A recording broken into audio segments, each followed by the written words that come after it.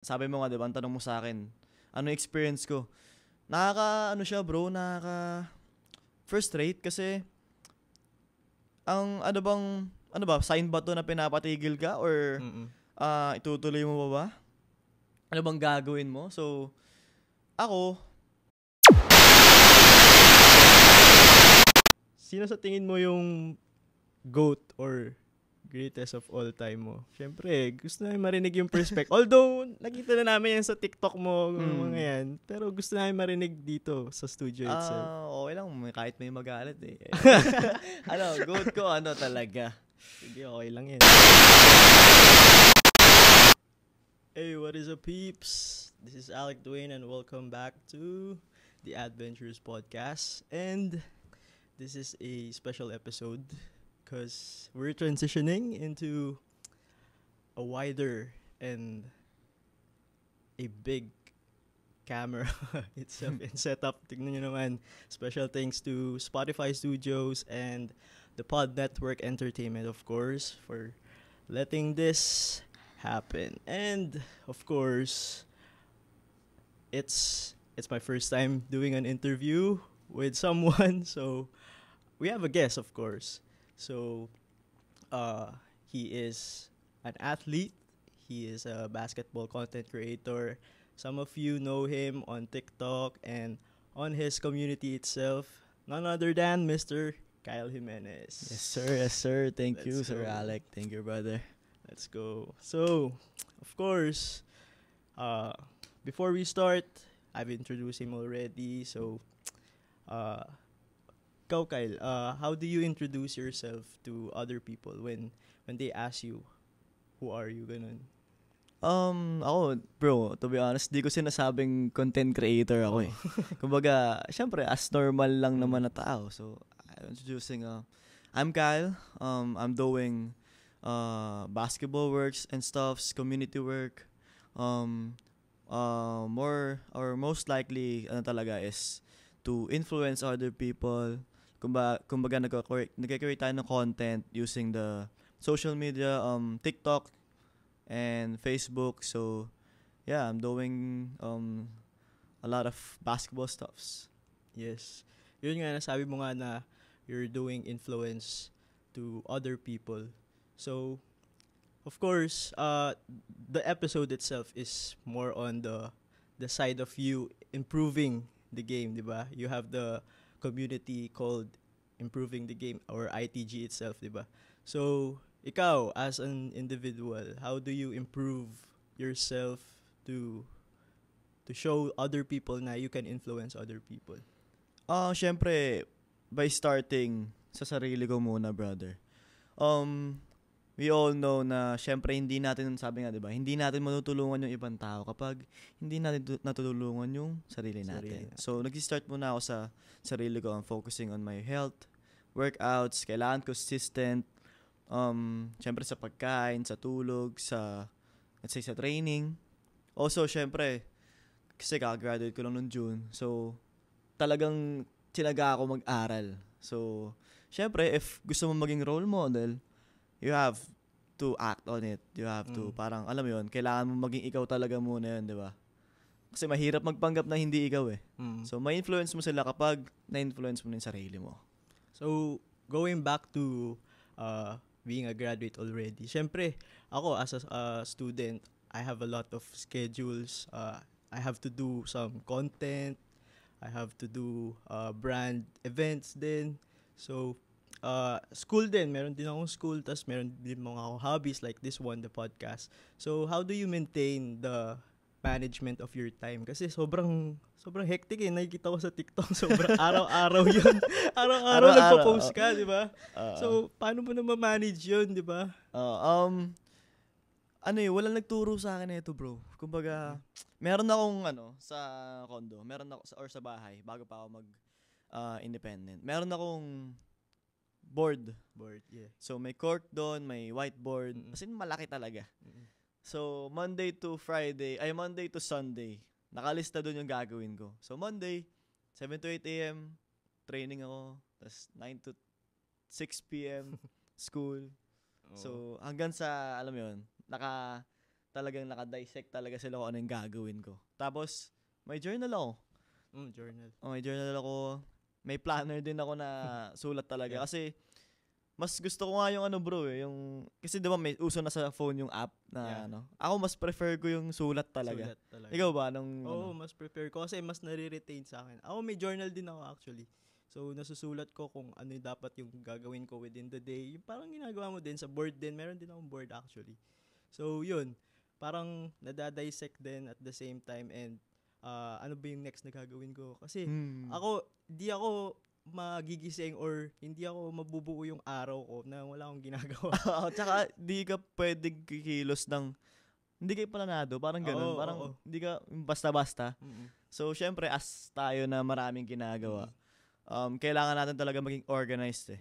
So, kailangan mo talagang pilitin yung sarili mo na, hindi, ganito gagawin ko sa gantong oras na to. Hindi, yung oras na to, pahinga ko. Parang, alam mo kung kailan ka mag-go and alam mo kung kailan ka magsa-stop. So, time is important nga, di ba? Time is gold, syempre. Time is gold. And yung productivity talaga, yun talaga yung nag-motivate sa akin araw-araw na dapat may gawin talaga ako eh. Pag hindi ko nagagawa yung isang bagay, parang na-frustrate ako at the same time. Ganun din ba? Oo, bro. Parang sabihin mo sa sarili mo na, ano ba yan? Bad trip. Parang hindi ko nagawa yung dapat kong gawin, yung nakalista. So, syempre, kailangan mo talagang gawin. Kasi parang pag sinulat mo kasi, may accountability kayo. Di ba?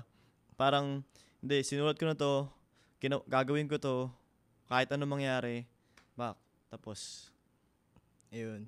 From Mr. ITG himself, syempre. You have to improve yourself first muna, syempre.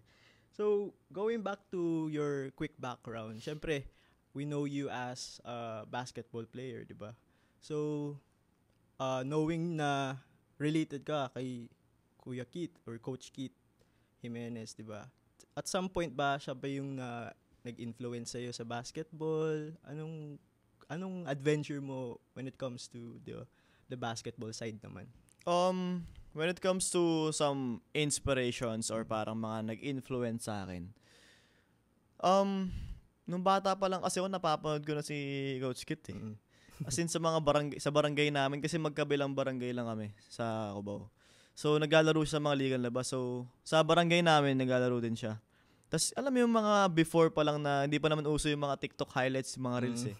So may mga nanonood na may banner pa, mga tarpaulin, pinaprint yung mukha niya or ano yun. Tapos sobrang husay talaga na nun. Tapos syempre parang as bata na hindi ka naman, alam mo yun, parang ganito pa lang kaliit nun eh. So, alam mo yun, nakakatuwa na, okay din pala maging player, no? Parang, okay din pala kasi syempre, naalagaan mo yung sarili mo, tas at the same time, naabot mo yung pangarap mo. Tas, na-influence na ako kasi syempre, nakapunod sa iba't ibang school, nakapaglaro sa mga taas na liga. So, nag-start kami papasok ako ng senior high school kasi nga, ang gusto ko talaga, late ako nag-start bro, ng basketball. As in mga grade 9 nag-start ako. So, medyo late na siya, di ba? Kasi sa mga bata ngayon, parang mga elementary pa lang, di ba? Nasa mga camp na sila.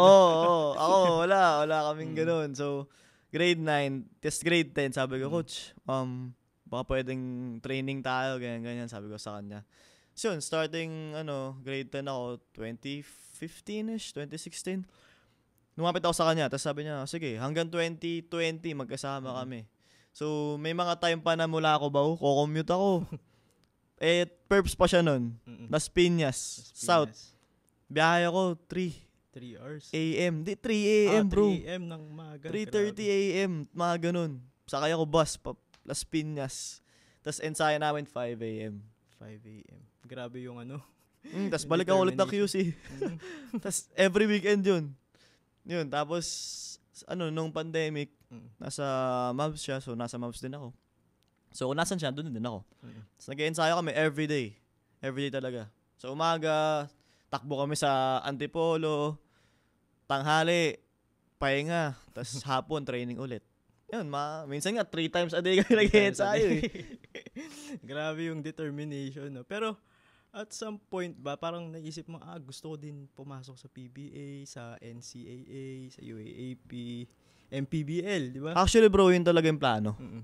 Yun talaga yung, as in, plan A ko before. Kasi, syempre, medyo delulu pa ako na, alam mo yun, na nung mga time na senior high school ako, as in, nakikitaan ako ng potential ng mga coaches eh. Uy, parang okay ito kasi yung sipag eh. Kasi ako, sobrang sipag ko talaga. I'm not the most skilled na player.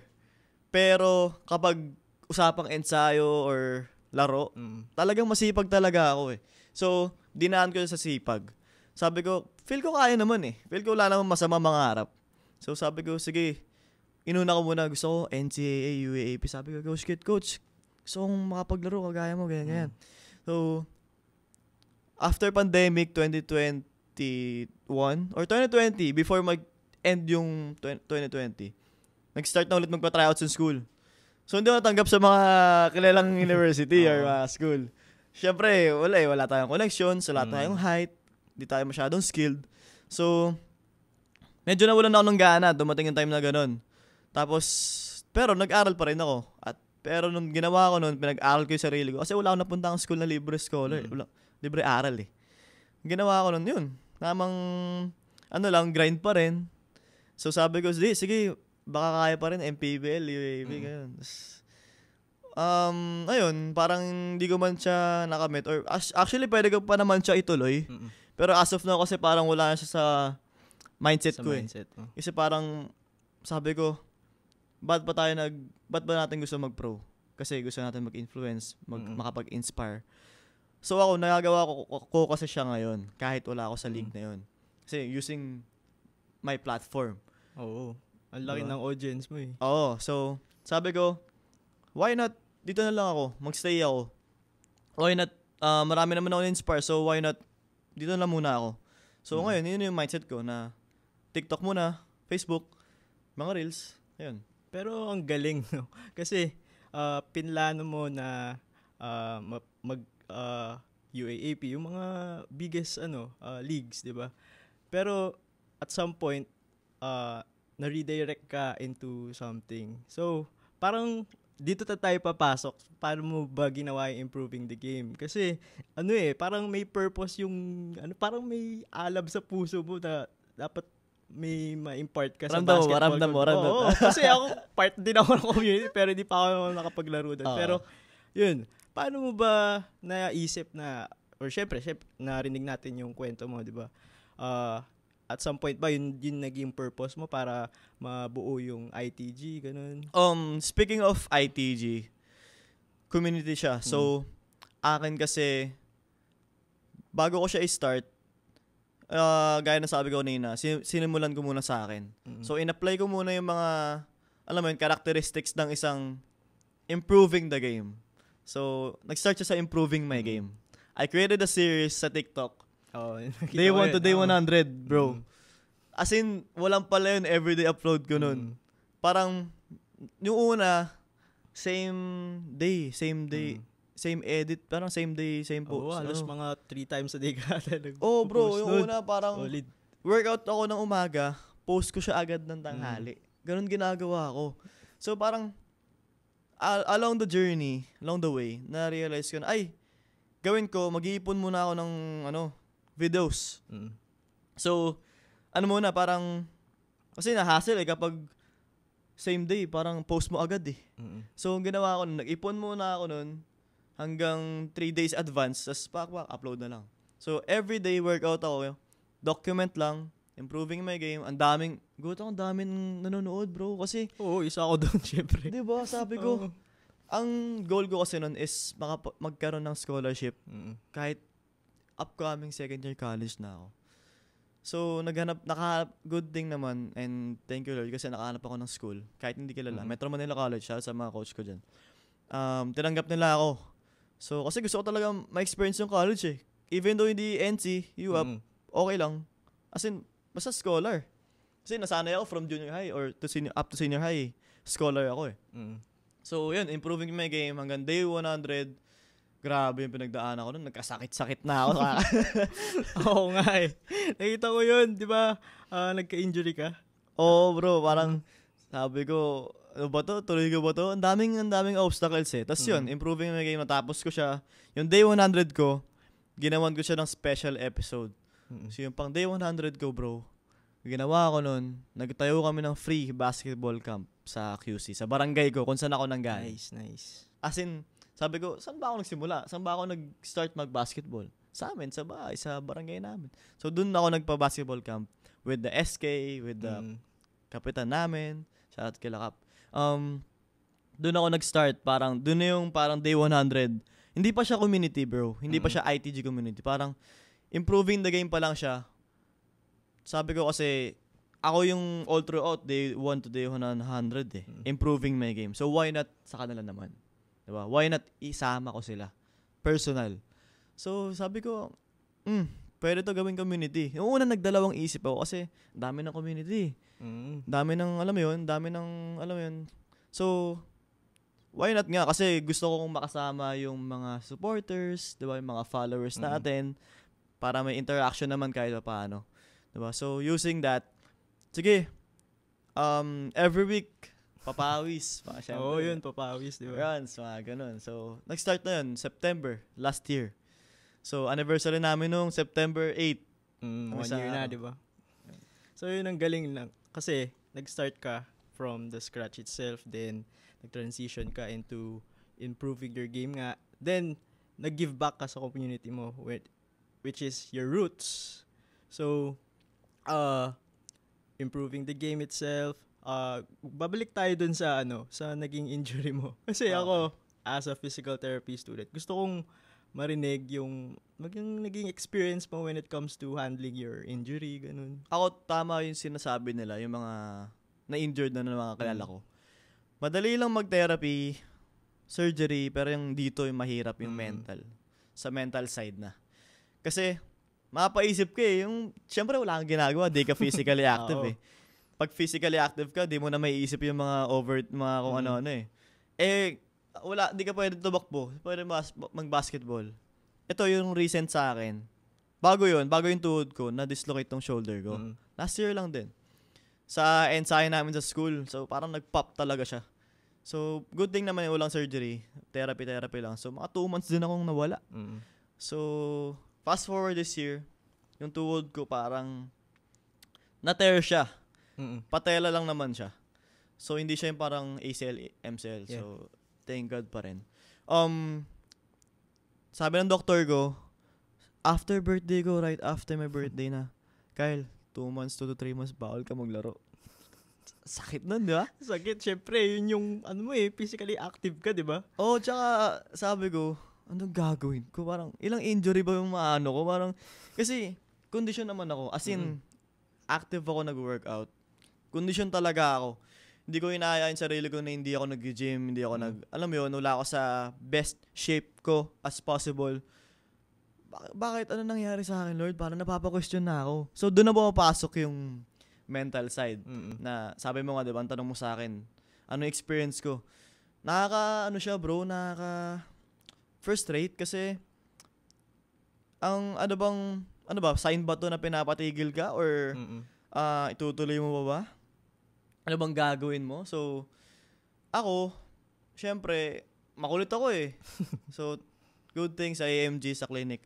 Pinagaling nila ako na, okay lang yan, di, kaya mo yan. Madali lang yan. Tear lang yan. Mag-heal din yan. So, para siyang jumper's knee. Jumper's knee. Pero malala. So, sabi ng doktor, gagaling daw to. Gumaling na siya. Pero yung sakit andito pa rin. Diyan pa din. Parang heartbreak. Parang breakup lang. Nananalay tayo sa no? Oo, so, ngayon, naglalaro ako.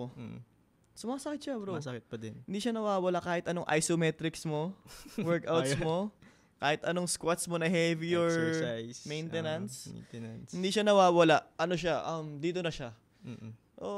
Sabi sa akin, kailangan ko lang daw palakasin yung other parts, yung mga muscles, yung lower quads, legs mo. Yeah. Yung core, lahat. Hips. Doon papasok yung scientific na yung aral. Ang galing. So, ang dami ko natutunan along the way. So, ang saya. Masaya pa rin. Masaya. Despite of despite of all the hindrances, yung mga parang naging misadventure mo nga, di ba? madami pa ding naniniwala sa'yo. So, ang daming brands na dumating sa'yo, di ba? Yeah. Ang dami.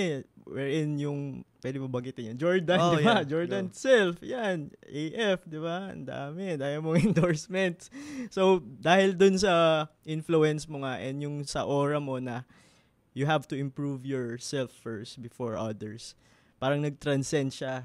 Parang na-inspire yung mga ibang brands din itself para bigyan ka ng opportunity para i-share yung ano mo, yung side mo naman. So, yun, no?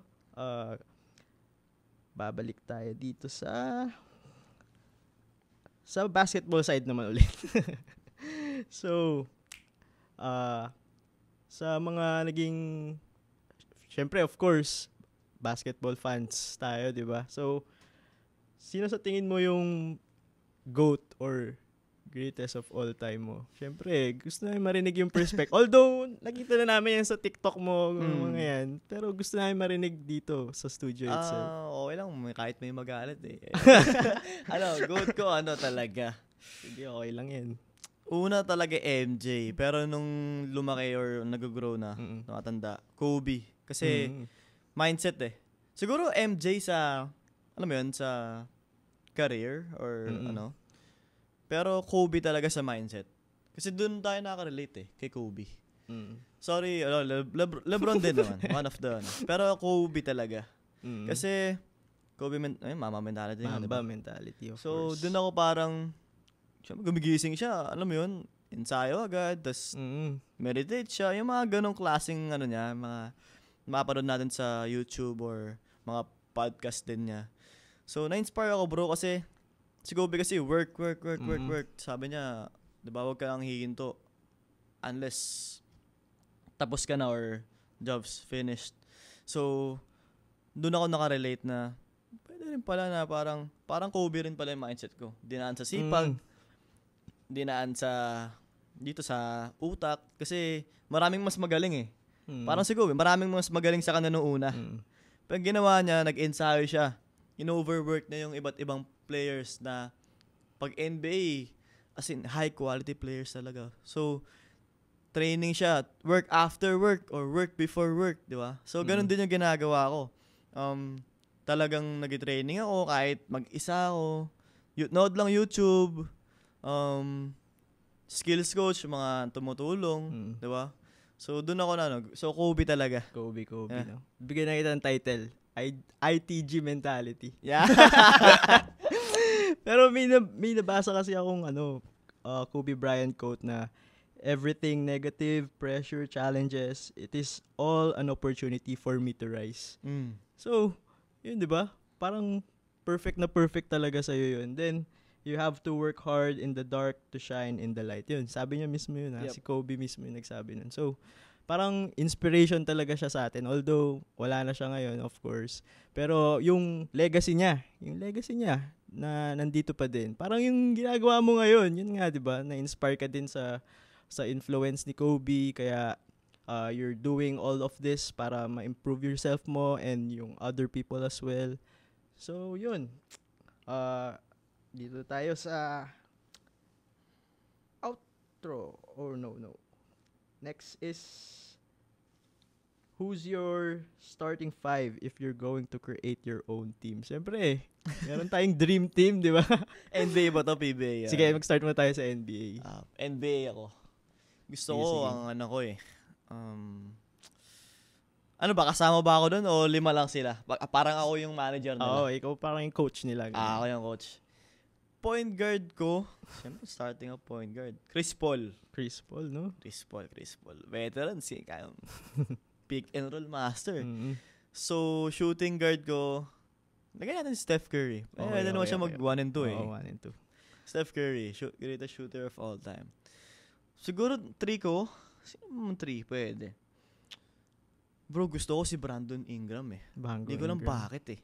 Pero, grabe kasi yung wingspan niya, tas yung, alam mo, kaya rin naman niya dumepensa. Tsaka yung peak niya, Ingram ako. 4, how about 4? Mga remarkable 4. Medyo, mahirap kasi maraming pagpipilian sa NBA. Lahat sila skilled. Kahit may mga past seasons na, may mga retired. Mga retard. 4 ko, mga matibay-tibay na 4. Lalagay ko dyan, hirap na ito Sige, sa center muna, bago Sige, yung sige. 4. Kasi Sige, yung sige. 4 kasi medyo Oo, Hindi, technical sige, yun 4. Lagay ko dyan si Legoat. Lebron. Ayaw naman mag-adjust to sige. Lebron Sige. Center natin, either Embiid. Hindi, Embiid ako. Yun doon na ako, Embiid. Kasi, grabe yung ginawa nila ng Olympic, bro. Grabe, no? Yun, Solid. Embiid ako, Joel Embiid. Grabe yun, may shooting na, depensa. Depends. Tsaka alam mo yun, side step, euro step, Embiid. Feel ko, palag-palag na yun. Sige, sige. Pero, dito naman, locally, syempre, PBA, MPBL. Oo nga. Sige, sali mo na yung sarili mo dun. Pag naglaro ako, no? Oo, sige, oo. sige. Point guard, Kylie Menes. Yan. Yan, point guard. PG. Shooting guard. Ano yung pa ba? Coach Kit Jimenez, ha? Cheat, syempre. Sa tres, nagugustuhan ko yung laro ngayon ni Nokum. Adrian Nokum. Sa PBA. Reno Shine. Reno Shine, no? Oo. ROS. Galing nun. Sobrang husay nun. Slasher na, kasi kaya din mag-adjust nun sa tres, 4, 4 ko. Gusto ko yung mga laruan nila, Hindi. Center muna ako ulit. Junmar. None other than Junmar Fajardo. Syempre, height. Goat yun, pare. 4 ko, Japet, bro. Japet again. Ang gusto ko sa team, may mga athletic ka na may mga slasher ka na, may shooting guard ka na, may mga shooters ka na. So, kailangan mo ng maintenance, kailangan mo ng depensa. Pag bubuo ka ng team, kailangan balance lang. Kasi pag lahat yan star, may hirapan di ba? Alam mo yun, player tayo. Bakaw-bakawan dyan, diba? So, balance lang. Gusto ko may facilitator, may shooter na on the spot, kahit sa mo bigyan, shooter. So, Japet, Junmar, nag-match sila. So, Junmar kasi parang siya siya yung siya yung pader mo diba? So, sa akin, solid na yun for me. Solid. So, dito na tayo sa mga last parts natin. So going back to our topic itself. So far, Kyle, what's your misadventure that you can share to our peeps? Although, nasabi mo na kanina, ano pa yung siguro pinaka-lowest point mo na masishare mo or pwede mong ibigay na inspiration to our audience? Lowest point. Marami, countless, pero maiyak ako na ito. Hindi naman. Lowest point. Kahit yung mga before pa, ganun, pwede. Actually, yung lowest talaga yung injury. Pero yung masabi ko is yung mga time na kapag na-experience ko up until now. Yung mga time na yung mga siguro sa akin kasi naniniwala ko sa me versus me, you versus you. So, more on sa akin, self. Yun. Self talaga. Kasi before, eto kwento ko lang saglit, guys. Before, overthink ko yung mga sinasabi ng iba. Yung mga outside noise, kumbaga kung iisipin kung sabihin natin. Outside noise. Overthink ko, brother. Parang, ano bang kailangan kong gawin para mainto na yung pagbabash nila, parang gano'n. So, ngayon, parang sa akin, bro, nasa point ako ngayon na, ano ba tawag dito? Yung, may term dun, bro, Yung narinig ko yun kay Tito Mikey, yung, hindi mo alam kung totoo ba yun. Kung ikaw okay. Tawag dun, bro? Parang, yung tao na yun is two-faced, parang ganun. Kung totoo ba yan, kung... Parang may negative siya na masasabi sa'yo. Pero, despite all of the achievements yes. the na nakuha mo, may mga time pa rin na na-experience ko na, ako ba talaga yun? Ako ba talaga si Kylie Menes? Kasi, kunwari may nagpa-picture sa akin. Ito, di ko alam kung worst sa akin. Pero kasi, pag dumarating sa point na, totoo ba to na experience ko yung ganito? Kasi pag may nagpa-picture, Kuya Kyle, pa-picture. Kuya Kyle, pa-autograph. Bakit ka nagpapa-autograph? Hindi, parang inaisip ko. Parang, hanggang sa nasanay ako na, kasi dumating ako sa point na, bro, even though, yun nga, may Jordan brand, may partnership, or may mga brands na, multinational brands na dumarating, alam mo yun, nai-invite ako sa mga ganito, so thank you, brother. So, sa akin, minsan na, enough na ba? Enough pa ba yung na-achieve ko? Kasi, before, parang, wala naman ako I'm a nobody. So, until now, syempre, gumagawa tayo ng ingay, ng noise, ng influence. So, medyo napaisip ako na, gabi-gabi na, okay na ba yung na-achieve ko? Tama na ba yun? Or, damihan ko pa? Kasi, as a tao, bro, hindi mo alam kung kailan kayo hinto, hindi mo alam kung, ano yung enough sa atin mga hard workers, bro. Parang tayo kasi non-stop Non-stop. Hindi ka papayag na, okay, na-achieve ko to, Jordan Brand. Ano yung next? Ano yung mas mataas dun? Siyempre, mga luxury brands. So, yun nga yung mali ko. Parang, yung mga time, share ko lang, yung mga time na actually bro, na-overwhelm ako. Oo, naka-overwhelm yun Kasi, in less than 1 month ng ITG, September 25, 26, nag-reach out sa akin yung Jordan Brand. Sabi nila, Kyle, baka pwede mong dalhin yung ITG sa Jordan Manila. I'm like, syempre di ako tatanggi. Pero at the same time, sino ba ako para kunin nila? At ano ba napatunayan ng ITG? Wala pa. So, na-overwhelm ako noon. First runs namin sa Jordan Manila, bro. First event. Kasi, sa akin kasi parang hindi siya, parang akala ko before hindi ko deserve. Yung mga ganun yun. Yung mga ganun. Mga realizations. Oo. Kunwari, ngayon, deserve ko bang nasa ako? Hindi, deserve mo yan. Oo, na yan. So, mapaisip ako na, deserve ko naman.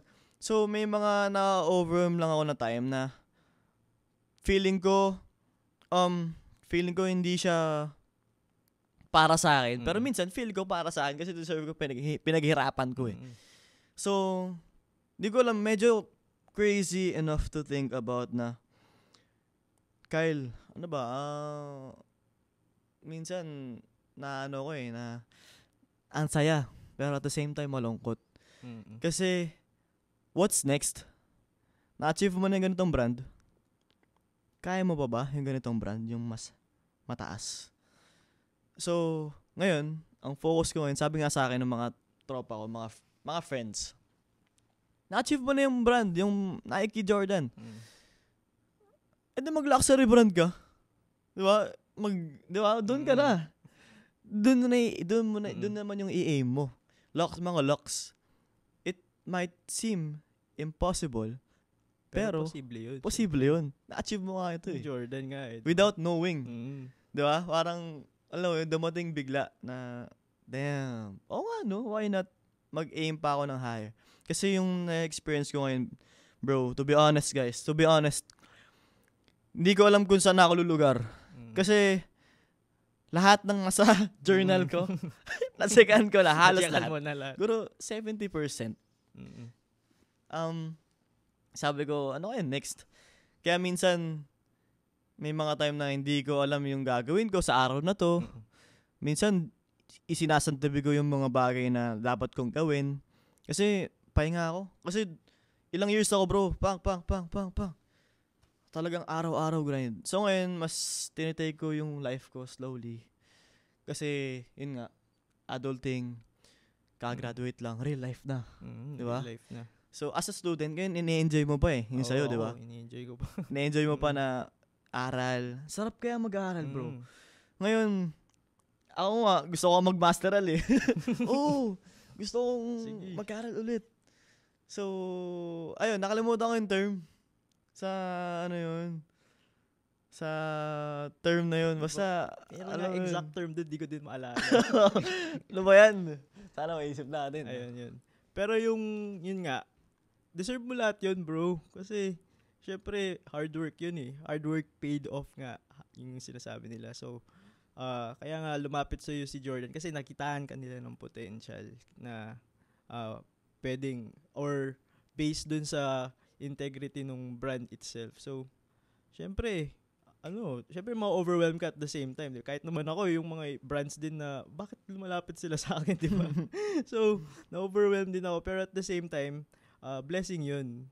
Blessing yun sa atin. Kasi syempre, we put hard work on who we are today. So, deserve mo yun. Deserve mo yun. Yeah. So, next question is, ano ba yung 3 things na hindi mawawala sa'yo kapag 3 things. aalis ka? Kapag magta-travel, gano'n. Alam ko, pala travel ka eh. Oh, bro. Siyempre, adventures na. Adventure. Sa akin, Ba? Siyempre, yung backpack ko na malaki. Yung backpack ko na ganyan kalaki, mga ganyan. No? Backpack. Ano ba? Book. Yan, book, libro. Tapos, lagi ako nagdadala ng headphone. So, music talaga. So, backpack, headphone, tapos book. Kasi mahilig ako magbasa ng libro. Lately lang, mga 2021, nag-start ako magbasa ng mga books. Mga self-help. So, nahilig ako magbasa kasi Atomic Habits. Atomic Habits, mga The Daily Stoic, mga ganun, kung ano-ano. Yun, mahilig ako mag-music talaga. Mahilig kahit anong ginagawa. Mahilig ako podcast. Mga podcast, yun. Para makuha ng inspiration, mga ganun. Motivation. So, since nasa Spotify studio tayo, siguro ano yung favorite na playlist mo or song go-to mo pag aalis ka? Mag-aalis ako. May expose ako nito. Ano ba? Favorite artist mo? Favorite artist ko of all time, Justin Bieber. Syempre, Believer. Believer Since talaga. 2009. 2009, bro. Go-to music ko, JB syempre, yung All In It. Underrated siya. Sabi kasi doon, may lyrics doon na, don't do nothing unless you're all in it. So parang, kailangan mo gawin yung mga bagay na all out ka. Kailangan buong sarili mo, buong puso mo siyang gagawin. So, wala kang gagawin ibang bagay. Huwag kang gagawa ng isang bagay na parang half-hearted ka. Kailangan all in ka doon. 100% ka doon. So, ayan. Yun, no? JB fan, Believer. So, what's your advice na mabibigay mo who are pursuing their passion and career at the same time? Ikaw kasi basketball player ka, you're doing a lot of brand events, content creation. So, sa mga gustong tahakin din yung ginawa mo, ano yung sigurong ma-advise mo, ano yung dapat hindi mo na gawin para hindi na sila magkamali? Ikaw, anong tips mo para sa kanila? Para sa akin, siguro okay lang sila magkamali. Sa akin, make your best mistakes. Alam ko may kantang gano'n eh. Shawn Mendes. Tama. Shawn Mendes. May lyric lang nun before. We don't have to be ordinary. Make your best mistakes. So, ako parang, sabi ko, sarili ko nun, pag nagkakamali ako, nakakabaliw eh. Na, ano ba to? Mali na naman ginawa ko. Failure na naman. Okay lang mag-fail, guys. Ang advice ko lang sa inyo, sa mga nag-i-start, sa mga gusto mag-start, sa mga kahit anong career yan. Whether content creating, kahit architect, engineering, kahit ano man. Okay lang magkamali. It's okay to make mistakes. It's okay to fail. It's okay to be at your down point sometimes, at your lowest point sometimes. Pero wag mong kakalimutan yung faith. Wag mong kakalimutan yung belief sa sarili mo. Kasi kapag sinukuan mo yan, parang sinukuha mo na rin yung mga tao na naniniwala sa'yo. Kasi syempre, family mo, friends mo, kasi naniniwala sa'yo yung mga yan. So you have to believe in yourself na kaya mong gawin lahat. Walang imposible talaga. As long as nag-hard work ka, as long as you're working on it, walang imposible. Lahat naturally darating yan. Tapos syempre, kay God na rin talaga. Ako, kailangan mo talaga maniwala. Sa faith talaga, kailangan mong palakasin. Kailangan mong maging matibay. Yun talaga. Kasi hindi pwedeng ito lang eh. Hindi pwedeng puso lang. Kailangan utak pa. Kailangan sabay. Faith, you have to strengthen your love at your passion. Okay lang naman na at the very beginning, wala ka nakukuha in return. Pero darating lahat yan. It will naturally come. Kapag sinikapan mo lang. So, ayun. Huwag mo sukuan. Okay lang magkamali. Okay lang mag-fail. That's it. Siyempre, you're the living testimony na hard work paid off talaga. Siyempre, deserve mo na lahat yun, di ba? So, lahat ng dumating sa'yo, may it be downs or falls, merong lesson yun talaga na matututunan natin. Pero, nagawa mo na lahat. Sabi mo nga, ano pa ba yung gusto mong gawin? So, my question is, what's your dream adventure? Or may it be travel, career? Ano pa ba yung gusto mong gawin? Sige, outside the basketball. Outside the content creation. Ganda Sabi mo, nagma-masters ka, di ba? Ano pa bang gusto mong gawin? Speaking of adventures, Brother Alec, gusto ko mag-skydiving. Skydiving. Mahilig kasi na ako mag-beach. Mahilig na ako mag-travel. So, next week, nasa Thailand ako. So, mahilig ako. Ang gusto ko naman gawin, skydiving. Ano ba yung tawag dun sa ocean? Free diving ba? Free diving. Scuba diving. Ganun. Scuba diving. Hiking. Hiking. So, yun, mga ganun. So, outside basketball. Kasi, yun yung parang pangpabalance ko ba? Oo. Kapag ka na, ikaw rin ba? May mga ganun ka rin ba? Kasi outside the work, outside Tsaka peace. Peace talaga yung nagagawa nung Alam mo, na-meet ko si Will Dasovich sa isang event. Sabi niya kasi, araw-araw ako nag-upload noong 2016, hanggang 2020, mga ganun. Ang ngayon daw, hindi na siya nag-upload. Parang every 3 months na siya nag-upload. Sabi ko, bakit? Sinabi niya, ina-enjoy daw niya kasi yung life. He's trying to enjoy life outside his career. And, sabi ko sa kanya, ano na yung feel mo na hindi ka na nag-upload everyday? Wala, okay lang, masaya ako. Kasi, na-enjoy ko yung buhay. So, ngayon daw, nag-skydiving daw siya, scuba diving, hiking, galing. So, ako gusto ko rin ma-experience yung ganun. Kasi, you only live once. So YOLO. Kahit anong adventure yan, dalhin mo ako. Yun nga napunta ka na sa limelight, yung mga lahat, yung trabaho, di ba? School, work, events. Pero at some point talaga marirealize mo na you just have to protect your peace na lang talaga, di ba? Outside noise, wala na akong pakialam dyan. Siyempre, you just have to trust yourself and peace talaga, yung peace of mind talaga yung importante. Pero, my last question na lang ito. What's your life's adventure lesson na ma-i-impart mo sa listeners natin? Yung pinaka lesson talaga na pwede mong masabi or kung sino man nakikinig right now, what's your biggest lesson? Inspired din to kay Kobe. Sabi nga diba, it's not about the end. Ano sabi niya nun? It's not about the end.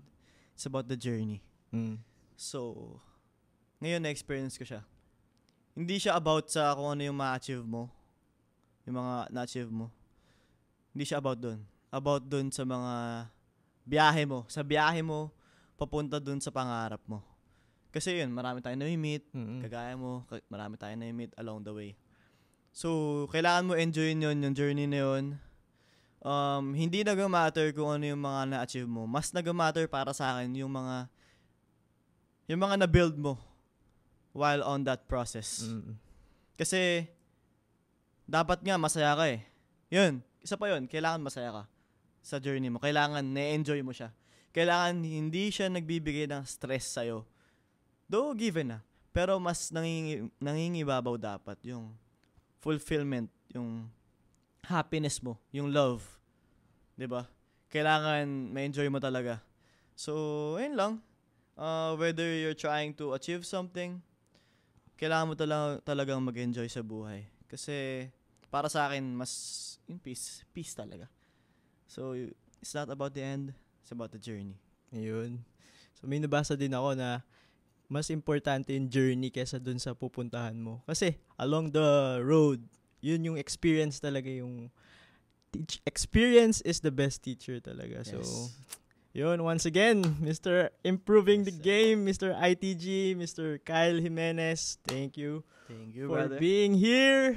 Maraming salamat sa pagpapa-unlock sa akin dito sa The Adventures Podcast. May promote ka ba or something? Yun. Shout Social out media. syempre sa ITG, Improving the Game Community. So, everyone's welcome doon. If gusto nyo mag-basketball, kahit anong age mo na, whether bata ka pa lang, aspiring, pro ka na, or college, or gusto mo na magpapawis, welcome kayo sa amin. Every week, join lang kayo sa community group namin. Like nyo yung social media accounts. And also, my page, Kyle Jimenez, TikTok, Facebook, YouTube, tinatry ko na. So, follow me guys. Samahan niyo ako sa journey ko. Marami akong i-share. And yeah, kita kayo sa Once again, Kyle Jimenez.